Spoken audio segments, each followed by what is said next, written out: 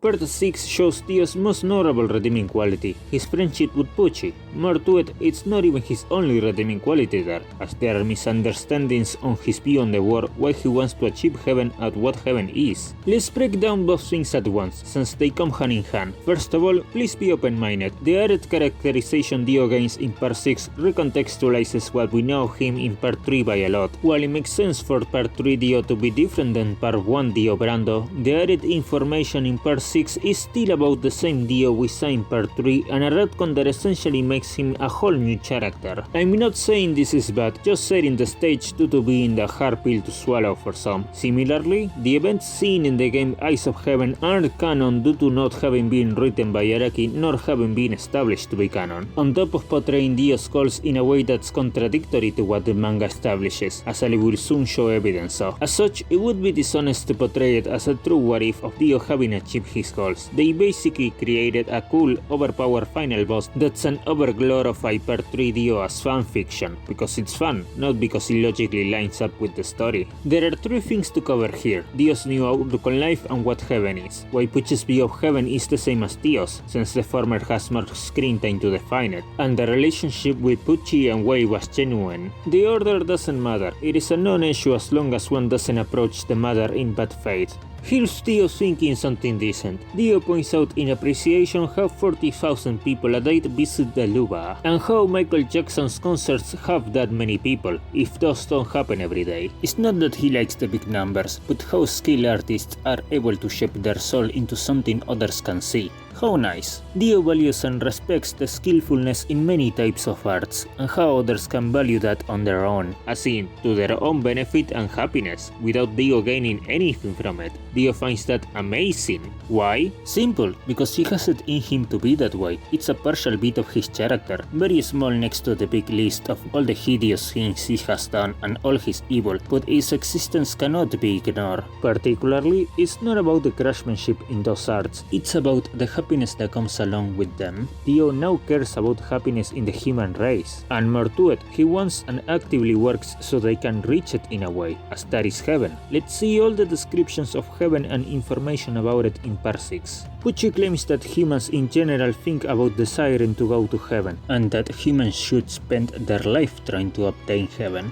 Since he's disturbed and pretty immoral, Pucci genuinely believes that to do something for others is usually built upon what one can benefit from it, that to be kind to others is to expect kindness from others as well, and that there is no such thing as unconditional love. But if one manages to have unconditional love for others, they may go to heaven. Sadly, he has no self-awareness on how wrong he is and how microscopic of a standard it is to just be able to love and then maybe achieve heaven. Dio explains heaven for the first time. It's not Christianity's version of heaven. This heaven is related to the human mind in an implied positive way and as an improvement of the spirit. As Dio sees it, true happiness lies there, sincerely pointing out that having an invincible body, mountains of money, or even being the ruler of the human race won't result in happiness. You may note that Part 3 Dio had mountains of money, that he had such an ecstasy when gaining a stronger body that he acted like a lunatic, and that he had as his ultimate end goal to be the ruler of the human race. He even portrays the latter in a way that makes it seem as if it is his only goal in life. So what happened? Simple, it's not a contradiction, even if it's a retcon to his personality. Dio is clearly talking about things he personally likes, so he's not denying his lust for them. And he brings the idea of something else being a superior form of happiness. It's as if Dio came to understand the difference between cheap satisfaction and eternal joy, selfish actions being inferior to selfless actions, or what he perceives as something selfless anyway. But I'm getting ahead of myself with these topics. Back to what we are told about heaven. In Pucci's words, Dio spent his existence trying to find a way to obtain heaven. Is this exaggerated, as Part 3 Dio had resurfaced for only 4 years? Not necessarily. Dio may have conceptualized the idea while submerged in the ocean. The knowledge he obtained across the world was very esoteric. Who's to say fractions of it unrelated to a stance can be obtained by meditation? For example, his understanding of gravity. It's asked what is the ultimate happiness, and said that Pucci calls the notion of stepping outside of human boundaries as going to heaven. Pucci asks what true happiness is. Dio lists what he needs to go to heaven. His stand, the war, something incongruous that we will go over in a bit, a trustworthy friend, specifically capable of controlling his own desires, is not interested in political power,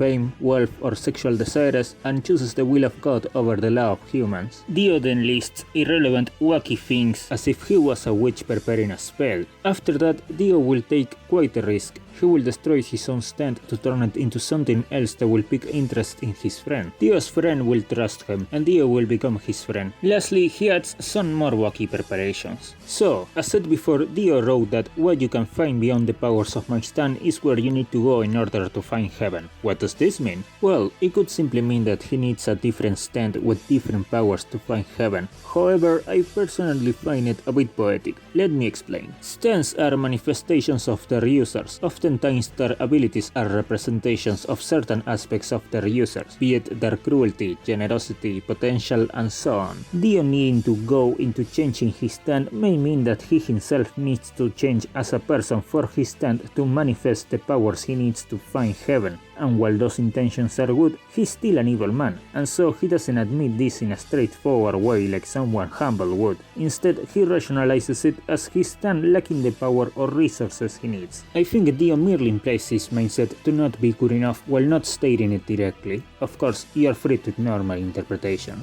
He's using all but magic ingredients on top of that, so who's to say who he is as a person has any relevance next to it. The way he defines how his friend has to be partially has them as an ingredient too, but also as a true friend. Dio insecurely wonders if he will be able to meet someone like this one day. Dio will lose the war, and it's only after it that Dio, at the time he wrote this, not having met Pucci yet, believes himself to become a true friend to this unknown partner. Pucci believes that humans must strive to obtain heaven, and knows that the one who finds it will be able to lead all of mankind to it. Pucci believes that in order for humans to obtain happiness, they must overcome destiny. Overcome destiny essentially means going to heaven. Pucci needs to tell himself that it's not power what he desires, but the ultimate happiness for mankind, likely because his state of mind matters as a factor, as I went over before. While close to reaching heaven, Pucci points out how made in heaven is a power that he will use to guide humanity towards true happiness. Pucci creates a new world where everyone but himself has recognition. Pucci claims this to be happiness, giving his reasons for it. This is heaven. It should be noted the small degree of self-sacrifice and selflessness it means for Dio to complete his plan for heaven. When his stand shatters, he's not 100% sure that this won't kill him, yet he is willing to go through with such a process. He loses the war, the stand that represents his desire to rule over the earth, and gains a more useless stand to change the universe. Sure, Made in Heaven is one of the most overpowered stands for anyone willing to use its ability, but for Dio, it's pretty useless in combat. Dio dies to sunlight. He can't use Made in Heaven's ability outdoors or else the sun will appear. The physical power of Made in Heaven is average without the extra momentum of its speed. He can't even use it for kicks. Now, Dio won't be 100% helpless in a stand battle. He basically changes an S-tier stand for a C-tier. It's crazy to think that he's willing to throw away the only resource he's shown using in a fight, one that he's so proud of. Dio gives the world what he thinks will give everyone true happiness. Yet the way this works is that Dio himself doesn't get any of those precognitive powers. There is a good argument to be made that partially, just partially, Dio will be happy because everyone else will be happy, in a selfless manner. Otherwise, this goal is no different than being the ruler of mankind, because he knows he will be a tyrant, not a benevolent, productive ruler. But this goal is different. At the very least, in his almost crazy, evil mind, he really does believe that he will grant the world true happiness. It's hard to believe that Dio had it in him, but it's the truth. Of course, this is only the good side in Dio's goal. On why Pucci's view of heaven is the same as Dio's. As we know, Dio is the one who explained to Pucci what heaven is. Dio wrote down how to go to heaven and Pucci followed those notes. Both Dio and Pucci define heaven in a similar manner, as happiness throughout being able to do more than what one can do on their own. Dio's plan was to go to heaven on his own, he just couldn't because he died. The ability Pucci seeks is the one Dio seeks, the ability to speed up time. One of Dio's sons points out Pucci to follow the will of Dio, which is flowing into him. Pucci defines the road to heaven to be something he and Dio created, many times. and the relationship with Pucci and Wei was genuine. At first, Dio needed a friend to achieve heaven. Even in his own private notes, he refers to this unknown partner as a friend, not a tool to be used. There are no lies involved, nor misleading information. People like to say that Dio manipulated Pucci, a word that doesn't necessarily imply deception, but it's often used in that context, and so it follows that other people misremember the situation as Dio having deceived Pucci. But make no mistake, this is a mutual partnership, both having full understanding of what they are doing and the same vision to bring heaven upon the world. Dio wasn't confident in his ability to become Pucci's friend, or even initially find a friend. Dio meets Pucci for the first time, tries to be nice to him, but doesn't try anything beyond that, instead offering Pucci the means to meet him again if he so wishes. When they do meet, Dio openly explains the whole deal about heaven and how he explicitly needs Pucci for it.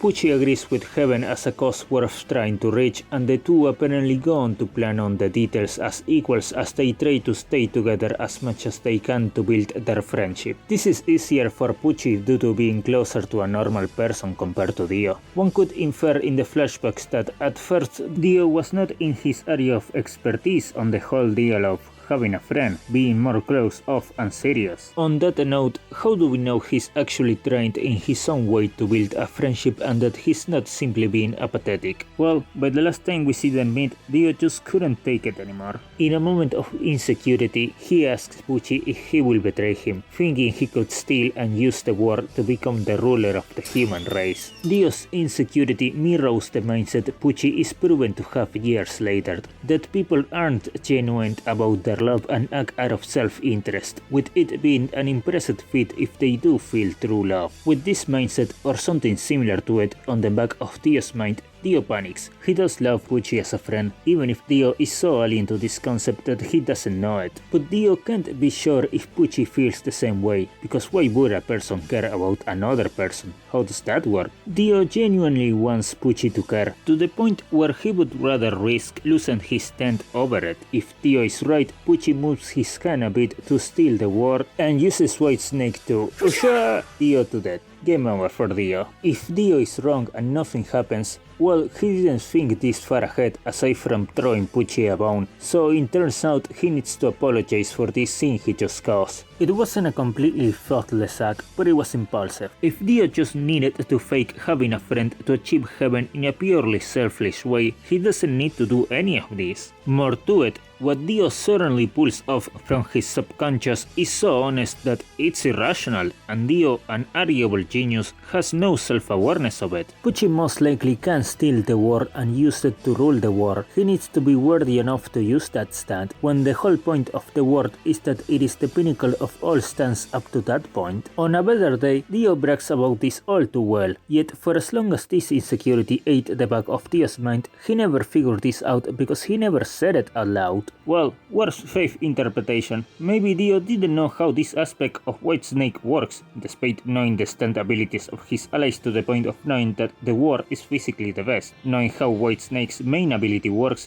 and knowing that it allows it to immortalize what it steals without this having been tested for more than 3 years. When Dio apologizes, he realizes that he insulted Pucci, admits that he never thought he would meet someone who could put him at ease just by talking, and that he was afraid of losing him. When people claim that Dio manipulated Pucci, it doesn't just come as a means to sell how evil Dio is, but as a means to undersell how evil and flawed Pucci is. All of Pucci's obsessive mentions of Dio, heaven, and religious references don't come from Dio drilling any of that into his head, but because Pucci did it himself. Pucci allowed himself to be ruled by dogmatism and fanatism. Pucci elevates extraordinary things in life to a higher degree than what a regular person would judge appropriate. In that sense, Pucci feels no responsibility to the way that he feels. In fact, he feels entitled to those sorts of reactions being proper. I would love to go over this, but this is a Dio video. The point is, this is Pucci's fault, not Dio's. Dio was a terrible influence on the young Pucci, absolutely. Read on screen all the reasons why. But you can't say that Dio actively influenced Pucci in a dishonest manner. So, what What does all of this mean? Dio still wanted to take over the war. That's still an obsession he has that will bring him satisfaction. Same with the rest of all his evil, but Dio reasoned that those acts don't bring him happiness. He worked hard to find a way to bring what he truly believes is happiness to the human race, even if his understanding of that is limited by his own evil.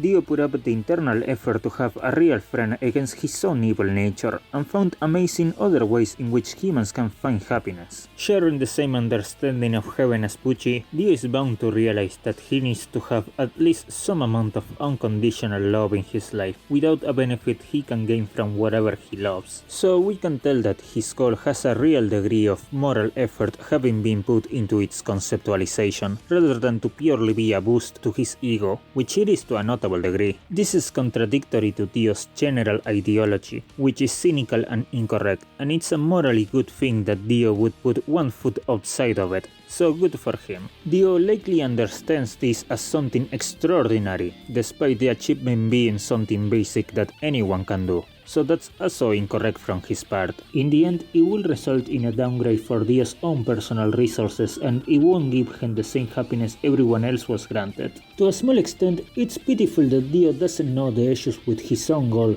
He sincerely doesn't know what people would want because his experience in life gave him the wrong idea. And that actually sounds super pitiful until you remember that he's an egomaniac who would have known better if his level of arrogance wasn't essentially superhuman. While many aspects of the goal are sympathetic and selfless, it is neither of those as a main characteristic he has. Even if one only looks at the heaven plan and ignores the rest of what Dio has done in his life, he would still be an evil person whose goal is more evil than good. This time not from a place of willing destructiveness and subjugation, but pride and arrogance. What do you think would have happened if Dio had gotten away with his plan over heaven? To me, I believe that while up to most people in the world would enjoy their new powers, some notable amount would find them annoying or even a source of unhappiness. Dio would at first dismiss them and subconsciously cope about it to not think that he did anything wrong, but their consistency would be something not to be ignored, and more people would get tired of their powers after a while. Eventually, Dio would realize things weren't as he concluded. This was meant to give Dio a boost in his ego in a way that evil acts could not, due to being a supreme benefit to society, a good action, and that reality threatens to crumble if he understands that it was another evil action, something society doesn't react to in the way that he expected them to. What makes heaven any different now compared to the other things that do not bring him happiness? However, what follows from that point could be anything. So, let's see what the Pure Evil Wiki says about this. Oof, where to start? The friendship doesn't look like a friendship because of how it stands up to the way Dio treats Pucci out of other minions. The comparison isn't made because Pucci was never a minion as they imply, he was a friend. Nor does it merely seem like Dio just has a more friendly view. It's a friendship because we can clearly see it as a friendship on its own. We know it had to be a friendship for it to work, and we see it tested with vulnerability. To say that it's ultimately left unconfirmed if Dio cared comes from bad faith and lack of attention. Dio did use Pucci to achieve heaven, but it's not use as in use as a mere tool. It was a mutual agreement between them for the human race to achieve heaven. Pucci was fully aware of what Dio wanted the same himself, and willingly helped out. Imagine someone works with you that way and you have the audacity to say that you have been used by them. These flashbacks were told from Pucci's point of view. The flashbacks are portrayed as factual things that happen. They are not a narration that may or may not be correct. The first one starts with Pucci talking over so we know the context, but he's not telling a story in universe. In fact, there is no reason as to why he's saying this. He simply replaces the regular narrator due to being important to the story. They're not memories in his mind. We, the readers, are literally back in time to gain more relevant context. The last flashback, the most important one, doesn't even have Pucci talking over it. We just see events happen. This is either disingenuous or having terrible standards. Moving on. Pucci never saw Dio's true nature. This has some small amount of truth to it. Pucci was 16 to 18 years old at the time, making him somewhat innocent, and he describes Dio with some mystery, so that much would imply some lack of information on Dio. Everything else, however, implies that Pucci knew quite a lot about Dio. Dio, his weaknesses, his stand, his money, his other goal of wanting to rule the world, the woman he had sex with, and his resources like his network of criminal stand users. That initial mystery probably wore off at some point. Pucci has little innocence in his 40s, aside from being disturbed and with a poor life experience. I mean that he's not gonna misjudge Dio out of innocence. Pucci can't list literally every crime and evil thing Dio has ever done to imply that he lacks a very solid understanding of who Dio truly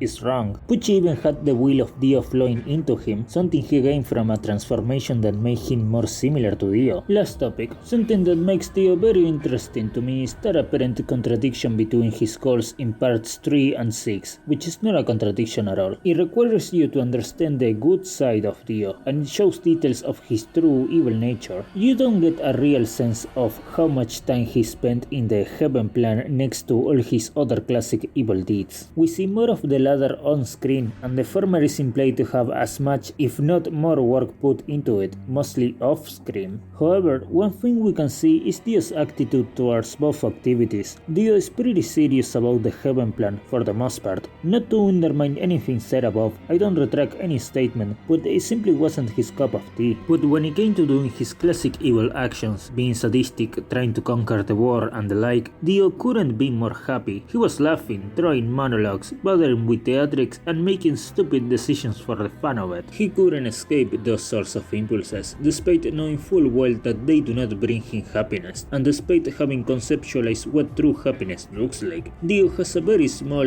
robotic understanding of happiness. Certain parts of the heaven plan are not nearly as fun. They seem very hard for Dio. It takes effort for him to build his friendship with Pucci, and before that, Dio doesn't even believe that he will be able to put the effort to have a friend, and when he's not doing this true happiness thing, he goes back to his classic evil schemes. It goes to show how little Dio actually cares. Dio doesn't understand the ramifications of his conclusions. Someone who cares a little more about morality would understand that doing smaller forms of good would also bring true happiness, and that the cheap satisfaction Dio seeks is not just worthless, it also hinders his own happiness in several ways. This is how well Dio understands life and morality, and he sucks at it. He completely fails. But little care isn't the same as no care at all. This also goes to show the amount of effort it would have taken Dio to go against his own nature, like someone fighting against his own addictions. His own evil made him have a flawed view on happiness and morality, causing him to come up with some stupid conclusions, and he committed to work on those stupid conclusions to the point where he grew some small redeeming qualities he didn't have before. And remember,